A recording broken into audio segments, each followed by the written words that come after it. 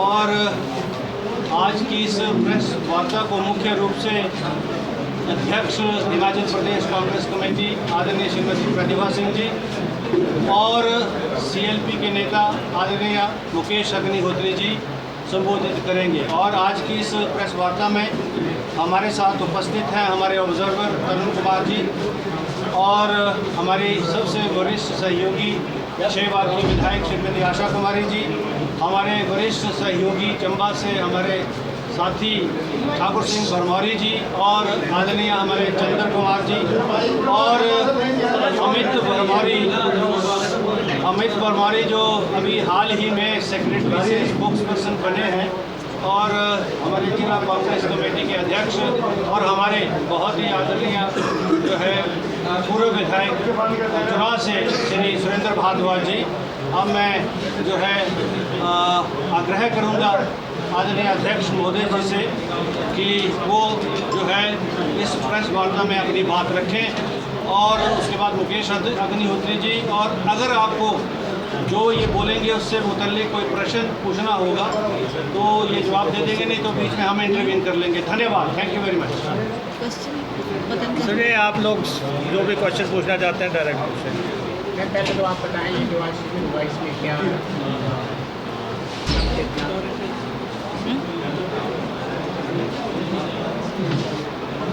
हमारा जो उदयपुर में चिंतन शिविर हुआ था उसके मुताबिक जो हमारे को आदेश मिले कि आप अपने प्रदेश में भी इसको लागू करें, उसी को ध्यान में रखते हुए हमने 12 जिलों का दौरा किया है। 12 जिलों में जाकर अपने पार्टी कार्यकर्ताओं में एक जोश भरते हुए उनको आदेश दिए कि किस तरह से उन्होंने बूथ कमेटी को लेकर काम करना शुरू करना है ताकि हमारी बूथों में भी मजबूती हो। तो इसके कुछ टिप्स थे जो हमने वर्करों को देने थे और उसके अलावा जो हमको लग रहा है कि अब 2-3 महीने ही इलेक्शन के लिए रह गए हैं, बड़े जल्दी हमने चुनाव के मैदान में उतरना है, तो उस मतलब भी कुछ बातें कुछ चर्चाएं लोगों से करनी थी। उसी के संदर्भ में मैं 11 जिलों का दौरा करके आज चंबा ज़िला में आई हूँ और चंबा में भी हमने अपने वर्कर्स में यही जोश भरा है और उनको किस तरीके से चुनाव के मैदान में उतरना है उसके लिए हमने उनको निर्देश दिए। क्या लगता है आपको, आपने 11 जिलों का 12 जिलों का दौरा किया, तो क्या लगता है लोगों की क्या अफवाह है, क्या लोग चाहते हैं? देखिए, जो मैं आभास कर पाई हूँ और जो मुझे लगता है कि लोगों ने मन बना लिया है, क्योंकि लोग बहुत दुखी और त्रस्त है इस सरकार से। जिस तरीके के वायदे इस सरकार ने किए थे, चाहे वो बेरोज़गारी को दूर करने की बात थी, चाहे महंगाई को दूर करने की बात थी, तो लोगों को बहुत आशा थी कि शायद प्रधानमंत्री कुछ ना कुछ हमारे लिए करेंगे। परंतु 3 बार प्रधानमंत्री जी का दौरा हिमाचल प्रदेश में रहा जो बहुत ही निराशाजनक, जहां उन्होंने ना बेरोज़गारी की बात की, ना युवाओं को रोज़गार देने की बात की, और हमने बार बार ये भ्रष्टाचार का मुद्दा उठाया। पुलिस में जो ये भर्ती हुई उस बात को हमने बार बार लोगों के बीच में और सरकार को भी उससे अवगत करवाया। और आप जानते हैं हमारे युवा कांग्रेस के बच्चे भूख हड़ताल पे भी बैठे और हमने उनकी भूख हड़ताल तोड़कर ये कहा कि अब 31 तारीख को प्रधानमंत्री जी आएंगे। हमने निवेदन किया है कि आप सीबीआई की जांच करवाएं, तो सीबीआई तो प्रधानमंत्री के अंडर होती है, उनसे भी हम कहेंगे कि सीबीआई के आदेश देकर इसकी निष्पक्ष जांच करवाई जाए। पर प्रधानमंत्री ने हमारी बात अनसुनी की, ना उन्होंने ऐसे कोई निर्देश दिए, ना इसका कोई जिक्र किया, तो हमारे लोगों में बहुत निराशा है। दूसरा, ये जो आर्मी की भर्ती को लेकर लोगों में एक निराशा पहले ही थी कि इतने साल से सेना में भर्ती नहीं हो रही, और उन्होंने कहा कि ये तो कोरोना काल की वजह से 2-3 साल भर्ती नहीं हो पाई। तो अब लगता था कि शायद कोई ऐसा समय आएगा जब हमारे बच्चे जिसकी तैयारी कर रहे थे अपनी सेवाएं देश के लिए देने को, तो उसमें भी कोई ऐसा निराशाजनक उत्तर सरकार की तरफ से आया जिससे आज हमारे बच्चे, नौजवान साथी सभी बहुत निराश और दुखी हैं और कुंठित मन से ये कह रहे हैं कि हमें कुछ ना कुछ बदलाव करने की आवश्यकता है, क्योंकि हमें इस सरकार से कोई आशा नहीं कि वो हमारे आवाज़ को सुने और उस पर कोई निर्णय लें। मैम, अभी जो भाजपा ने बड़ा मुद्दा उठाया है गुड़िया कांड को लेकर कि प्रदेश अध्यक्ष उन्होंने गुड़िया कांड को लेकर ऐसा कुछ कहा है, तो इसके बारे में क्या कहते हैं? देखिए, जब हिमाचल प्रदेश में गुड़िया का प्रकरण हुआ था और दुख घटनाक्रम हुआ, तत्कालीन मुख्यमंत्री दिवंगत श्री वीरभद्र सिंह जी ने उसकी सीबीआई की इंक्वायरी ऑर्डर की और उसके सीबीआई इंक्वायरी ऑर्डर होने के बाद ये सरकार बदल गई। अब 4.5 साल से दिल्ली में भी इनकी सरकार है और हिमाचल में भी इनकी सरकार है। जवाब तो इनको देना है कि गुड़िया के परिवार को न्याय ये क्यों नहीं दिला सके। और हमारी अध्यक्षा तो उस समय उनके आवास पे जाके आई, उनके साथ दुख दर्द बांट के आई। तो इसलिए हम भी चाहते हैं कि गुड़िया के परिवार को न्याय मिले, लेकिन सीबीआई तो अब इनके अधीन है। 8 साल से दिल्ली में इनकी सरकार है, अब 4.5 साल से इनकी सरकार है। और सिर्फ गुड़िया प्रकरण ही नहीं, हम जानना चाहते हैं कि हिमाचल प्रदेश में जयराम सरकार के समय में 1503 रेप हुए, 1503 रेप की घटनाएं हुई, वो भी किसी की गुड़िया थी। उनके लिए भाजपा की किसी भी नेता ने या किसी भी नेत्री ने प्रदेश में कोई आवाज़ नहीं उठाई। आप ऐसे घटनाक्रम हुए। कसौली में एक महिला ऑफिसर, उसको जो है दिन दिहाड़े जो है गोली मार दी गई, भाजपा ने कोई आंसू नहीं बहाए। ऐसी एक नहीं अनेक घटना, अभी ऊना में 2 घटनाएं हुई हैं, एक गगरेट में, एक चिंतपूर्णी में। भाजपा के किसी नेता ने जो है आंसू नहीं बहाए। तो इसलिए ये जो यहाँ पे जो रेप के प्रकरण हुए, मोलेस्टेशन की घटनाएं हुई और ईव टीजिंग की घटनाएं हुई, वो जो है अब तक की एवर हाईएस्ट हैं हिमाचल प्रदेश में। लेकिन भाजपा उन पे खामोश है। हिमाचल प्रदेश में भाजपा के शासन में 500 कत्ल हो गए, उस पे जो है भाजपा पूरी तरह खामोश है। कानून व्यवस्था का पूरी तरह जनाजा पिट गया है, उस पे खामोश हैं। सिर्फ ये अब इनका काम है कि ये डाइवर्ट करना चाहते हैं। इलेक्शन आ गया, जो रेलेवेंट इश्यूज़ हैं जिन पे जनता अब जवाब मांग रही है, ख़ास तौर पे सबसे बड़ा हिमाचल प्रदेश में सबसे बड़ा मसला भर्तियों का मसला है। जो भर्तियों में धोखाधड़ी हुई है, जो फ्रेब हुआ है और चोर दरवाजे से नौकरियां देने के प्रयास किए गए हैं, चोर और नज़दीकियों को नौकरियां देने की कोशिश की है। कोई कायदा कानून का पालन नहीं हुआ, कोई सबॉर्डिनेट सिलेक्शन बोर्ड नहीं, कोई पब्लिक सर्विस कमीशन नहीं। किसी भी तरह से जो कुछ भी हो रहा है ये सारी जनता देख रही है। हिमाचल प्रदेश में 66 हलकों में तो नौकरियां दी नहीं गई। 2 हलकों में जो है अपने लोगों को फ़ायदा देने के लिए सराज में और धर्मपुर में वहाँ अपने लोगों को, वो भी वहाँ भी कच्ची नौकरी 3000 2,500 की नौकरी वहाँ देने का इन्होंने प्रयास किया। बाकी 66 हलकों को इन्होंने पूरी तरह नज़रअंदाज कर दिया। भर्तियों का इस पैमाने का घोटाला फर्स्ट टाइम अगर हुआ है तो वो जयराम सरकार के समय में हुआ, जबकि पुलिस भर्ती में बेईमानी हुई। इन 2 लाख लोगों ने कांस्टेबल बनने की ठानी, 75,000 लोगों ने पेपर दिया, 25,000 लोग क्वालिफाई कर गए और उसके बाद पता लगा कि पर्चा लीक हो गया। पर्चा लीक नहीं हुआ, पर्चा तो नीलाम हुआ, क्योंकि अब इन्होंने जयराम जी ने इंक्वायरी सीबीआई को दे दी। जयराम जी बताएंगे कि सीबीआई क्यों नहीं आई। हिमाचल प्रदेश में पुलिस भर्ती घोटाले की जांच के लिए सीबीआई क्यों नहीं आई, एक बात। दूसरा ये है कि ये कहते हैं हम डबल इंजन की सरकार है। यहाँ से आप सीबीआई इंक्वायरी ऑर्डर करते हैं, दिल्ली वालों को कहते हैं कि आपने आने नहीं देनी सीबीआई। कोई तो वैलिड रीज़न होगा कि भर्ती प्रकरण में जो है सीबीआई हिमाचल नहीं आई। ये वो उन कागजात को ओपन करें जो इन्होंने सीबीआई को लिखे कि आप आके जांच करें। और इनका काम जो है सीबीआई जांच कराने से जल्दी ये चाहते थे कि किसी भी ढंग से हम दोबारा पर्चा करा दें। हश मैनर में ये कोशिश कर रहे थे। और वे अब इनको ये बताना पड़ेगा कि 6000 लोग जिन्होंने पिछली बार पेपर दिया था अब नहीं दिया। What were the compelling circumstances कि उन लोगों ने पेपर नहीं दिया। तो इसलिए पर्चा जो 2020 में नीलाम हुआ, पर्चा 2022 में नीलाम हो गया। 20 का भी आप देखते हैं परौर में पर्चा हुआ था पुलिस का, और वहाँ भी अंदर जो है मशीनें लगा के बैठे थे, बाहर सॉल्वर बैठे हुए थे, तब भी पैसे पकड़े गए, लोग पकड़े गए। जूनियर ऑफिस असिस्टेंट का पर्चा था, 20,000 लोगों ने पर्चा दिया, पर्चा लीक हो गया। उसके बाद हिमाचल प्रदेश यूनिवर्सिटी के जो पर्चे हुए वो लीक हो गए। आधे पर्चे जो है अदालतों में उनकी वो चल रही है, सुनवाई चल रही है कि हिमाचल प्रदेश के पर्चे कैसे लीक हुए। आपको मैं बताता हूं कि देखिए, हिमाचल प्रदेश में व्यवस्था से ही लोगों का विश्वास उठ गया, भर्ती प्रक्रिया की व्यवस्था से। और सबसे इम्पोर्टेंट, मुख्यमंत्री के दफ्तर में काम कर रहे, मुख्यमंत्री के ऑफिस में काम कर रहे लोगों को सबॉर्डिनेट सिलेक्शन कमीशन के ऑफिस में पर्चा दिलवाया गया। सब लोगों ने लाइन में बैठ के पर्चा दिया, मुख्यमंत्री कार्यालय के लोगों ने अलग कमरे में बैठ के पर्चा दिया।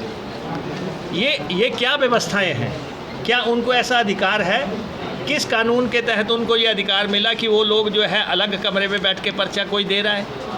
और ये भी पिटीशन हाई कोर्ट में चल रही है और वहाँ सरकार ने मान लिया कि हाँ ऐसा हुआ है। तो ये सारा भर्ती प्रक्रिया जो है इस शासन में सारी की सारी दोषपूर्ण है। और इसीलिए हम आपको ये कह रहे हैं कि हम जो है 2-3 चीज़ों के लिए बिल्कुल कमिटेड है।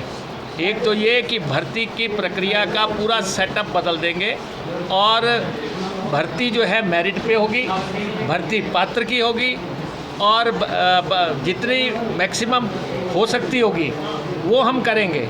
दूसरा, चोर दरवाज़ा जो है बिल्कुल बंद किया जाएगा। ये जो बैक डोर एंट्रीज़ हैं, ये भाई भतीजावाद है कि अपने परिवारों के लोगों को नौकरियां देना, अपने नज़दीकियों को नौकरियां देना चोर दरवाजे से, ये सारा नौकरियों का अंडर स्कैनर है। और मैं ये एक बात ज़रूर कहना चाहता हूँ, ये पुलिस की भर्ती का जो मसला है, चाहे इन्होंने पुलिस की भर्ती दोबारा करवा दी, सरकार बदलेगी, हम पुलिस की भर्ती की जांच करवाएंगे। और ये हम, क्योंकि ये बहुत बड़ा मसला है, इन्होंने सीबीआई को सौंप के उसके बावजूद नहीं करवाई, इसलिए अब इनको परेशानी क्या है? एक महिला अध्यक्ष बन गई। अब जो है प्रदेश में इनको बौखलाहट है। जिस ढंग से महिला सम्मेलन हमारे हुए हैं, जिस ढंग से लोग हमारे जनसभाओं में आ रहे हैं, कहीं भी कोई, अब इनकी तो मोदी जी की जनसभा फेल हो गई थी धर्मशाला में, हमारे यहाँ पे जो है हज़ारों लोग आ रहे हैं। तो जो सत्ता परिवर्तन है उसने इनकी बौखलाहट भी आ गई और इनकी भाषा भी बिगड़ गई। इनके सब लोग नेता देखो किस भाषा में बात कर रहे हैं, मुख्यमंत्री भी तू तड़ाक से बात कर रहे हैं, इनके मंत्री भी तू तड़ाक से बात कर रहे हैं, इनके चेयरमैनों की भी भाषा बदल गई। आप देखते हैं कि किस ढंग से वो कह रहे हैं कि जी हम आपको ज़मीन में गाड़ देंगे, कोई कह रहा है कि हम किसी को काट देंगे, कोई कुछ कह रहा है। तो ये जो सारा जो मसला है, ये जब अंत में दिया बुझने लगता है तो वो फड़फड़ाता है। ये फड़फड़ाहट है, इसलिए झूठे आरोप कहीं भी आपको असर नहीं करेंगे। जो हिमाचल प्रदेश में होना है वो हो रहा है। हिमाचल प्रदेश में जयराम सरकार का जाना तय है और उनको जाना है। वो जो रिवाज की बात कर रहे हैं कि जी इस बार रिवाज होगा कि भाजपा सरकार के बाद फिर सरकार, वो भूल जाए। और दिल बहलाने के लिए गालिब ख्याल अच्छा है, नहीं तो और 3 महीने तक अपना दिल बहला सकते हैं, अन्यथा सरकार आ रही है और हम बिल्कुल 2/3 मेजॉरिटी से गवर्नमेंट आ रही है कांग्रेस की। और पूरे हिंदुस्तान की कांग्रेस के लिए ये एक नई शुरुआत होगी हिमाचल प्रदेश में जो होने जा रहा है। 2 बातें आप देख रहे हैं, वीरभद्र सिंह जी के का जो पूरे जो विकास का मॉडल था उसकी चर्चा पूरे प्रदेश में है। जहाँ जहाँ भी हम जा रहे हैं वीरभद्र सिंह जी को लोग याद कर रहे हैं और आप देख रहे हैं वो पूरी तरह जीवंत हैं। वो पूरी तरह आपके जब भी आप कार्यक्रमों में जाते हैं वो सामने आपके आ जाते हैं। और उसके बाद जो है दूसरा, ये सरकार नॉन परफॉर्मेंस है की सरकार है। इनकी आंसर शीट खाली है, इनका आंसर शीट जो है खाली है, उसमें कुछ भी नहीं लिखा है इन्होंने 4.5 पौने 5 साल के दौरान, इसलिए इनको मार्क्स कहाँ से मिलें। ये कहते हैं शिखर पर हिमाचल, हम आपको कहते हैं कि सिफर पे हिमाचल। इन्होंने ये कर दिया, हिमाचल प्रदेश का ये हाल बना दिया। तो इसलिए जो है ये जिस तरीके से कांग्रेस की लीडरशिप पे वार कर रहे हैं, इसका कोई फ़ायदा नहीं होगा, उल्टा जनता के बीच में ये हास्य के पात्र बन रहे हैं। सर, आपका जो ये पीछे बयान आया था कि काले झंडे दिखाए तो ज़मीन में गाड़ देंगे, उसमें आपको भी लपेटा गया, इस बारे में आपका क्या मतलब, इसमें थोड़ा क्लियर करेंगे इस बात को, या आपका क्या रिएक्शन है? नहीं, देखिए हमारा तो एक ही रिएक्शन है। मैं आपको कह रहा हूँ कि ये बौखला गए हैं। जब मैं आपको यहाँ बता रहा हूँ कि हमारे काफ़िले को देख के एक सिपाही हंस रहा है, खूब खुश हो रहा है, एक महिला जो है वो जो है 6ठी मंजिल से हाथ हिला रही है, वो सब संकेत आ रहे हैं, ये संकेत मिल रहे हैं। जगह दुकानदार बाहर आके अगर हाथ जोड़ रहे हैं तो सब एक बात स्पष्ट हो रही है कि परिवर्तन की हवा चल पड़ी है, हर आदमी उसमें शरीक होना चाहता है। तो इसलिए जो है इनकी बुनियाद हिल गई। जब इनकी बुनियाद हिली है तो मुकेश अग्निहोत्री हो या प्रतिभा सिंह हो या आशा कुमारी हो, कोई भी हो, ये गालियाँ ही देंगे। इनकी भाषा इसलिए बोल बिगड़ चुके हैं। हमें कुछ नहीं है, हम कहते हैं जा रहे हैं, आराम से जाओ, शांति से जाओ। प्रदेश की जनता ने मन बना लिया इनको हटाने का। और देखो महंगाई इनके दौर में, ये नहीं चाहते महंगाई पे बात हो, कितनी महंगाई हो गई है। और उसके बाद बेरोज़गारी पे ये नहीं चाहते बात हो, माफिया पे ये नहीं चाहते बात हो। आप देख लो किस ढंग से शराब माफिया कैसे घूम रहा है। 4.5 साल के दौरान इन्होंने एक भी बार ठेके नीलाम नहीं करवाए। हिमाचल प्रदेश के एक्सचेकर को 2-3 हज़ार करोड़ रुपए का नुकसान हुआ है, क्यों नहीं ठेके नीलाम करवाए गए। आपका जो जल शक्ति मिशन है वो अपने आप में घोटाला है। 2200 करोड़ रुपए की पाइपें खरीद ली, जगह जगह ढेरों ढेर लगे हुए हैं। आप देखो कि हालत क्या है, अगले 10 साल की पाइपें खरीद के रख ली। तो ये जो सारा माहौल है, रेत माफिया, बजरी माफिया, कबाड़ माफिया, अब इनके साथ देख लेना, इनके नेताओं को देख लो, इनके साथ सिर्फ ठेकेदार चले हुए हैं। इनके साथ ऐसे लोग चले हुए हैं जो सत्ता से फ़ायदा निकाल रहे हैं। आम जनता इनको छोड़ चुकी है। मुख्यमंत्री ने कहा है कि नरेश के ठाकुर का हेलीकॉप्टर नहीं है, क्या कहेंगे? नहीं, देखो हमने पहले कह दिया, इस पे जो हमें कहना था मुख्यमंत्री जी को सुन गया। आकाशवाणी एक बार होती है, हमने कर दी, और इसलिए जो हमने बोलना था हमने बोल दिया। और इसलिए हेलीकॉप्टर भी जो है अगर बहुत ज़्यादा है तो हेलीकॉप्टर का श्वेत पत्र जारी कर दें। हेलीकॉप्टर पे जो है उसके वो कितने हेलीकॉप्टर इस राज्य में लीज़ पे लिए गए, कितने हेलीकॉप्टर लीज़ पे लिए गए, उसकी कुल कितनी राशि है, वो हेलीकॉप्टर ने कितनी उड़ानें भरी और कहाँ कहाँ की भरी, प्रदेश के अंदर की भरी, बाहर की भरी, पूरा जो है वो हमारे सामने रख दे। असल में मैं आपको फिर ये कह रहा हूँ कि आप देखो कि 85,000 करोड़ रुपए के कर्जे पे जब ये जाएंगे, छोड़ के जाएंगे, 45,000 रुपये इनको मिला, 40,000 करोड़ रुपए का कर्जा। ये पहले मुख्यमंत्री हैं जिन्होंने ना तो प्रदेश की आय बढ़ाने के लिए कोई मीटिंग की, ये पहले मुख्यमंत्री हैं जिन्होंने पड़ोसी राज्यों से अपने हक मांगने के लिए कोई मीटिंग की, ये पहले मुख्यमंत्री हैं जिन्होंने कोई किफ़ायत प्रदेश में किफ़ायत के लिए कोई मीटिंग की हो, या केंद्र से कोई पैसा लाने के लिए मीटिंग की हो। ये एजेंडा ही नहीं था इस सरकार का। इस सरकार का एजेंडा जो था वो प्रदेशवासियों को ही समझ नहीं आया, तो इसलिए दिवालियापन पे पहुंच गए प्रदेश। आज जो है क्यों नहीं ये जो आपके पंचायत सेक्रेटरी जो बैठे हैं हड़ताल पे, और जिला परिषद के काडर के हैं, और इसमें जेईज भी हैं, इसमें पंचायत टेक्निकल असिस्टेंट भी है क्या एक छोटा सा मसला है कि वो कह रहे हैं कि हमें आरडी या पंचायत के काडर में ले आए। तो सरकार जो है उनके पास 29 किस्म के काम हैं, 29 किस्म के काम हैं, मनरेगा को वो डील कर रहे हैं। ये सारा विकास ठप है, इनको कोई लेना देना नहीं है कि ताले लग जाए तो ताले लग जाए, जो कुछ भी हो जाए। हम लोग कमिटेड है एक बात के लिए, सबसे इम्पॉर्टेंट बात है हिमाचल प्रदेश में कर्मचारियों के लिए, हिमाचल और बेरोज़गारों के लिए हम पक्की नौकरी देंगे, पेंशनेबल नौकरी देंगे, जो मर्जी हो जाए। बिल्कुल सिस्टम जो है वो OPS लागू करेंगे हम, और पेंशनेबल नौकरी हम देंगे। जिनको भी भर्ती करेंगे आउटसोर्स पे जो भर्ती का पैटर्न है, जिसमें कि बिचौलिया है, बिचौलिया हम हटाएंगे, हर हालत में बिचौलिया हटाएंगे, और मेरिट पे नौकरी देंगे और थोक में नौकरी देंगे। लेकिन मैडम प्रतिभा सिंह इलेक्शन लड़ने वाली है क्या? अभी तो मैं एमपी का इलेक्शन लड़ के हटी हूँ। विधानसभा चुनाव लड़ेंगी क्या? क्यों लड़ूंगी? अभी एमपी का इलेक्शन मैंने लड़ा है, उसको जीत के आई हूँ। अभी तो 68 नहीं गुस्सा नहीं आ रहा, but you asking me will you fight election? लड़ेंगी हाँ या नहीं। सर, मानसून सत्र में कितनी तैयार है कांग्रेस? क्योंकि जब भी प्रतिपक्ष ने जब भी किसी भी बात को उठाया, मुख्यमंत्री ने हर बार आप पे एक कड़ी प्रतिक्रिया व्यक्त की है। जो मानसून सत्र आएगा, कांग्रेस कितनी तैयार है? क्योंकि देखिए, मानसून सत्र आ रहा है। मानसून सत्र जयराम सरकार का अंतिम सत्र होगा, और उस सत्र में ये आए, और चाहे कि किसी भी सोच से आए, हम हर चीज़ के लिए जो प्रदेश के रेलेवेंट इश्यूज़ है वो हम उठाते रहे हैं, अंतिम सत्र में भी उठाएंगे। और क्योंकि जनता ने हमें जिम्मेवारी सौंपी है, और उन मुद्दों को उठाने से हमें कोई नहीं रोक सकता। ये ना हमें कोई डरा सकता है, ना कोई हमें धमका सकता है। जो इनकी भाषा बदली हुई है इस समय, टोन एंड टेनर आप जो प्रदेश के पूरी सरकार के सुन रहे हैं, वो इसीलिए है कि बौखलाहट है। आजकल फर्जी घोषणाएं हो रही हैं। मैं आपसे आग्रह करना चाहता हूँ, ये अब जो 2 महीने 2.5 महीने हैं, ये सब झूठी घोषणाएं हैं, जाति सरकार की घोषणाएं हैं। इनमें से कुछ भी इम्प्लीमेंट होने वाला नहीं है।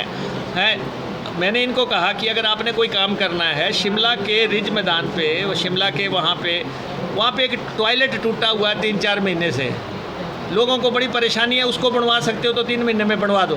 बाकी आपके पास बाकी कुछ नहीं हो सकता आपसे। अब समय निकल गया है, तो समय निकल गया। हर चीज़ देखो, हर सरकार की जिम्मेवारी होती है कि अपने समय में काम शुरू करो, अपने समय में समाप्त करो।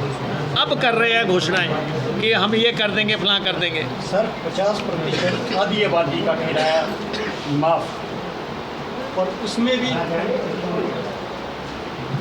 मतलब क्राइटेरिया फिक्स किया है, इतने दूर के लोग सब, और इसकी कोई सुविधा नहीं है, तो इस पर क्या करेंगे? ये देखो जा रहे हैं ना, जाते समय कह रहे हैं कि कुछ भी हमारे से बुलवा लो। इन्होंने कुछ लागू तो करना नहीं है। अगर इनकी नीयत साफ़ होती तो ये प्रदेश के बाहर भी महिला को कहते हैं कि आप प्रदेश के भीतर सिर्फ आपसे किराया लेंगे। वाई नॉट टू, जो गाड़ी जहाँ तक जाती है, अगर दिल्ली तक चंबा से शिमला जाना का उसका किराया लगेगा। हाँ, तो क्यों नहीं, जो लॉन्ग रूट की बसेज हैं, या आप दिल्ली जा रहे हैं, आप प्रदेश से बाहर जा रहे हैं, तो ऐसा है। मैं अब ये सारा जो है, अब जाति बाहर के मेले हैं, इनको समझ आ गया है, इनको सब पता है कि जाने का समय है। खुद मुख्यमंत्री जी गाना गा रहे हैं, बाबुल की दुआएं लेते जा तुझे सुखी संसार मिले। अब उनको खुद गा रहे हैं, तो आप बताओ कि क्या कह रहे हैं? उनको दुआएं दो, प्रेस वाले भी दो, लोग भी दें सारे, कि भाई आप जा रहे हैं। तो आपको नहीं, देखो, जाने वाले तो वो हैं, तो जब गा रहे हैं बाबुल की दुआएं लेते जा, कौन लेता है? जब जा रहा होता है, तो जाने वाला कौन है? तो इसलिए वो हैं, उनको जाना है। Thank you very much. Sir, Mohammad Ajmuddin sir, खबर फास्ट है। सर, मेरा एक सवाल है कि भाजपा की जो तैयारियां हैं, प्रचार प्रसार काफ़ी ज़्यादा बढ़ रहे हैं, बूथ स्तर पर उनकी टीमें गठी होती है, लेकिन कांग्रेस का ऐसा कुछ भी देखने को नहीं मिल रहा। मैं करूँ उसको? ये बिल्कुल गलत है आपका स्टेटमेंट। और कांग्रेस हर बूथ पर संगठित भी हो चुकी है, हमारी कमेटी बन भी चुकी है 100%। और अभी हमारे सेक्रेटरी संजय सर जी आए थे, बूथ कमेटियों की मीटिंग भी होगी। आपका जो कथन है ये गलत है, और इसको हम जो है देना ही चुनाव में मुख्य नहीं, देखिए, ये जो सवाल कर रहे हैं, इनको मैं ये कहना चाहता हूँ, इन्होंने बना दिए त्रिदेव। ये तो भोलेनाथ की नगरी है आपकी, 84 भोलेनाथ के मंदिर हैं यहाँ पे। अब हमने अब तक सुना थे महादेव के मंदिर होते हैं, हमने बिजली महादेव सुना, हमने दूसरे मंदिर सुने। ये कौन से देव आ गए जगह जगह बिठा दिए, जो है गांव में देव बिठा दिए। लोगों को पता है ये फर्जी देव है, इनसे कुछ नहीं होना है। और ये जो जिस तरीके से ये करना चाह रहे हैं, ऐसा है जब दुनिया देने पे आती है तो ढेरों देती है, जब उधेड़ने पे आती है तो चमड़ी भी उधेड़ देती है। समय आ गया है। ये त्रिदेव